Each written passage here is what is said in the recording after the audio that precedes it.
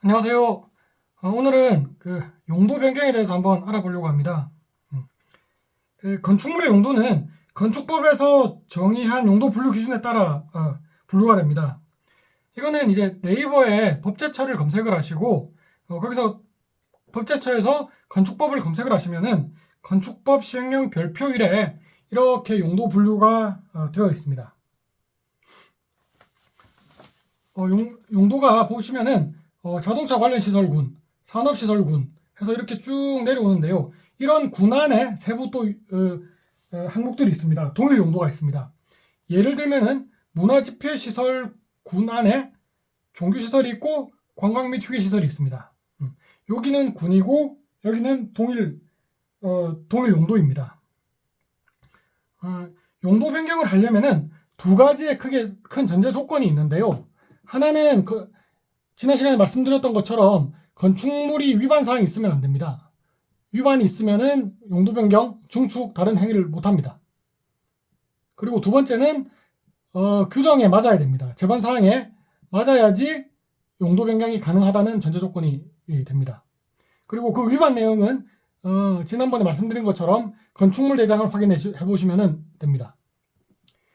요 군에서 위에 군에서 밑에 군으로 내려가는 게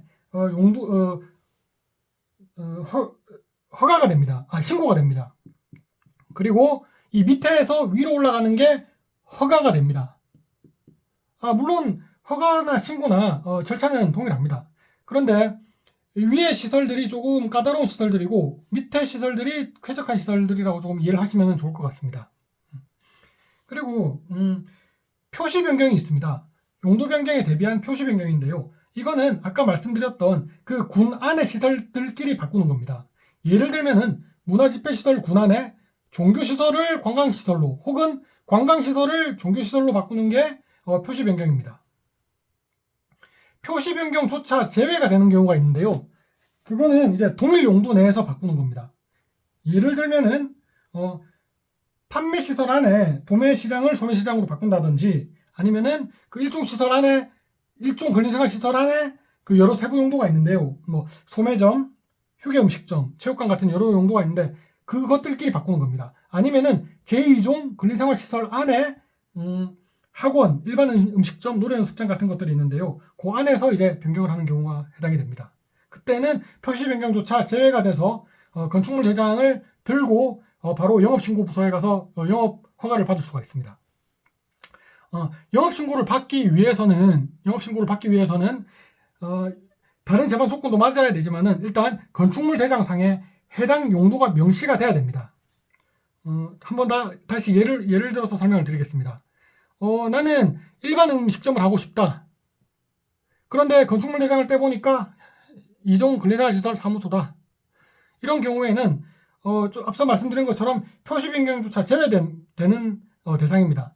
같은 용도 내에 있기 때문입니다. 같은 이종 건색 내에 있기 때문입니다. 그러면은 건축물 대장상에 사무소라고 명시가 되어 있어도 영업신고부서 보통 보건소 위생과가 될 것 같습니다. 일반 음식점으로 영업신고가 납니다. 표시 변경조차 하지 않고 이렇게 나게 되어 있습니다. 두 번째는 이거는 예로만 이해를 하시면 됩니다. 그러진 않을 건데 주차 대수는 주차 부분에 대해서 한 번 더 상세히 설명을 드리겠습니다. 보통 한 세대당 주차는 한 대가 확보가 돼야 됩니다. 주택의 경우는 근생 사무소 같은 경우에는 134제곱미터 기준으로 한 대가 됩니다. 그런데 다세대 한 세대가 예를 들어서 268제곱미터다. 그런데 근생 사무소로 바꾸고 싶다. 라고 하면은 이때는 한 대가 확보가 됐으면 되지만은 근생 사무소는 134제곱미터의 2배니까 2대가 확보가 돼야 됩니다.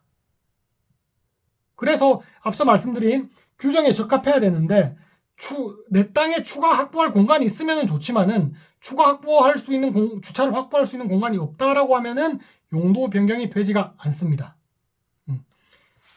그리고 추가적으로 바닥 면적 500제곱미터 이상일 경우에는 건축사가 설계를 해야 됩니다.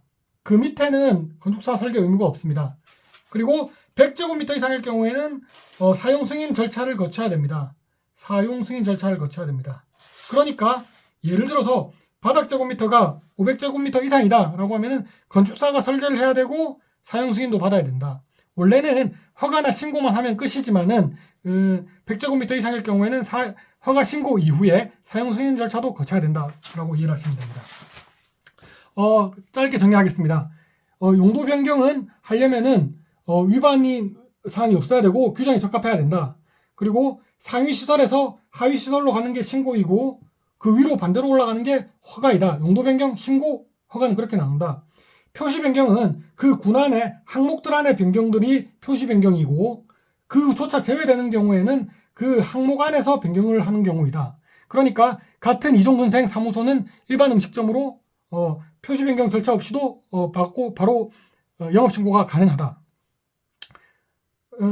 앞서 말씀드린 위반 사항이 없어야 되지만은 주차 대수나 다른 규정에도 적합해야지 용도 변경이 가능하며 500제곱미터 이상은 건축사 설계 대상이고 100제곱미터 이상은 사용 승인 절차 또한 거쳐야 된다.